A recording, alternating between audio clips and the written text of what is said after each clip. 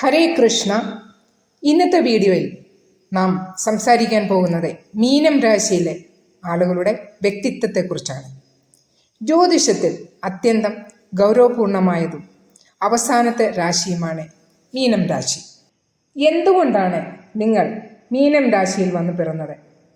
നിങ്ങൾ പൂർവജന്മത്തിൽ ബാക്കി വെച്ച കാര്യങ്ങൾ ചെയ്തു തീർക്കുവാൻ വന്നവർ, അല്ലെങ്കിൽ മുക്തി കിട്ടുവാൻ ജന്മമെടുത്തവർ.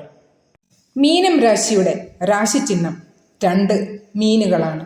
അതും ഓപ്പോസിറ്റ് ഡയറക്ഷനിൽ സഞ്ചരിക്കുന്ന 2 മീനുകൾ. രാശി സ്വാമി ദേവഗുരു, ബൃഹസ്പതി എന്നും ജുപ്പിറ്റർ എന്നും വ്യാഴമെന്നും ദേവഗുരുവിനെ അറിയപ്പെടുന്നു. എല്ലാ രാശികളുടെയും ദേവനായ ദേവഗുരുവാണ് മീനം രാശിയുടെ സ്വാമി. രാശി തത്വമോ ജലതത്വം. 4 തത്വങ്ങളിൽ അഗ്നിതത്വം, ഭൂതത്വം, വായുതത്വം, പിന്നെ ജലതത്വം. അപ്പോൾ മീനം രാശി വരുന്നത് ജലതത്വത്തിലാണ്.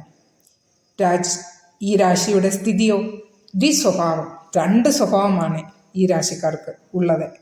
ഇവരുടെ സ്വഭാവം തീവ്രമായ ആത്മവിശ്വാസം, ആത്മീയത, സ്നേഹസമ്പന്നത, സ്വപ്നപ്രകാര ജീവിതം എല്ലാം ഇവരിൽ കാണുവാൻ കഴിയും. ജലതത്വം ആയതുകൊണ്ട് തന്നെ ഇവർക്ക് ആത്മാർത്ഥതയും സഹാനുഭൂതിയും കൂടുതലായിരിക്കും. പക്ഷേ ഏറ്റവും കൂടുതൽ രഹസ്യങ്ങളും ഇവരിൽ ഉണ്ട്. മറ്റുള്ളവരുടെ കഷ്ടപ്പാടുകൾ മനസ്സിലാക്കാനും സഹായിക്കുവാനും താല്പര്യമുള്ളവരാണ് മീനം രാശിക്കാർ. വളരെ കൂടുതൽ സെൻസിറ്റീവ് ആയിട്ടുള്ളവരാണ് മീനം രാശിക്കാർ. അതുപോലെ തന്നെ ഇമോഷണൽ ആയിട്ടുള്ള ഒരു മൈൻഡ് സെറ്റും ഇവരിൽ കാണുന്നുണ്ട്.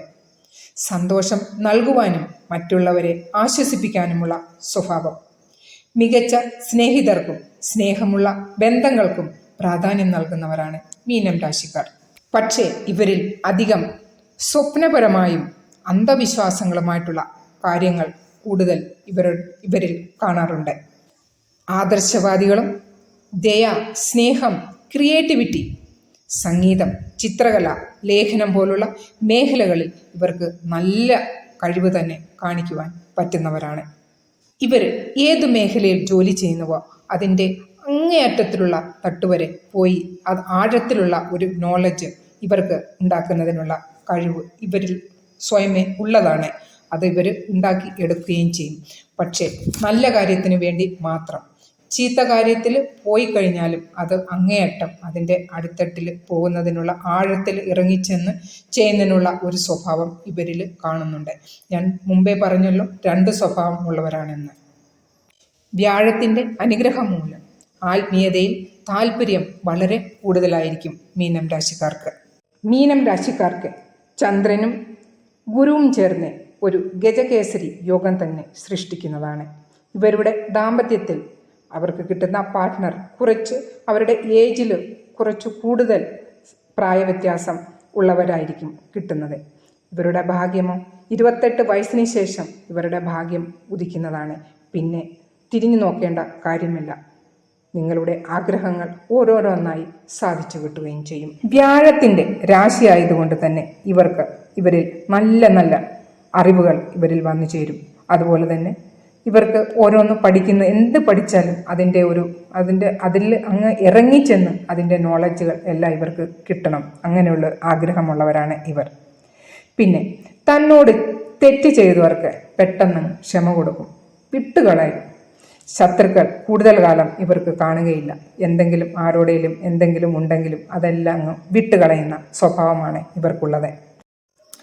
പിന്നെ ശുക്രൻ്റെ ഉച്ചസ്ഥാനത്തുള്ള ഒരു ഇരിപ്പ് ഇവർ വളരെയേറെ റൊമാൻറ്റിക് ആയിരിക്കും. അതുപോലെ തന്നെ ഒരു ഡ്രീം വേൾഡിലായിരിക്കും ഇവരുടെ ഒരു ലൈഫ്, ഒരു സ്വപ്ന ലോകം ഇവർക്ക് ഉണ്ടായിരിക്കും. അപ്പോൾ ഇതെല്ലാം ശുക്രൻ്റെ ഒരു സ്ഥിതി അവരുടെ ജാതകത്തിൽ ഉച്ചസ്ഥിതിയിൽ ആയതുകൊണ്ടാണ്. മീനം രാശിക്കാരുടെ ദൗർബല്യങ്ങൾ എന്തെല്ലാമെന്ന് നോക്കാം. എത്ര കിട്ടിയാലും എന്ത് കിട്ടിയാലും ഒരു സംതൃപ്തി ഇവരിൽ കാണുകയില്ല. ആർക്കും പെട്ടെന്ന് ഇവരെ മനസ്സിലാക്കുവാൻ സാധിക്കുകയില്ല. അധികം സ്വപ്നപരമായും അന്ധവിശ്വാസവും താല്പര്യം കാണിക്കുന്നതുകൊണ്ട് യാഥാർത്ഥ്യത്തിൽ ഉള്ള ഒരു ബോധം ചിലപ്പോൾ കുറഞ്ഞു വരുന്നു. തീരുമാനങ്ങൾ എടുക്കുന്നതിൽ പാളിച്ചകൾ ഉണ്ടായേക്കാം.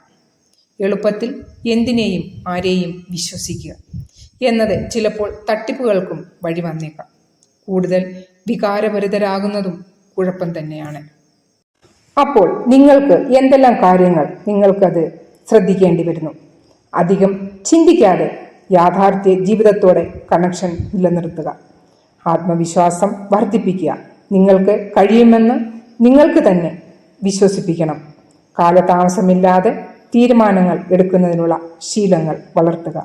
ഞാൻ ഓൾറെഡി പറഞ്ഞല്ലോ, 2 മീനുകൾ 2 ദിശകളിൽ സഞ്ചരിക്കുന്നതിന് നിങ്ങൾ സ്വയം അതിനെ നിയന്ത്രിച്ച്, നിങ്ങൾ കൂടുതൽ ചിന്തിക്കാതെ, സ്വപ്നലോകത്ത് ഇരിക്കാതെ യാഥാർത്ഥ്യത്തിൽ അത് ഹാർഡ് വർക്കിലൂടെ ചെയ്തു തീർക്കുക.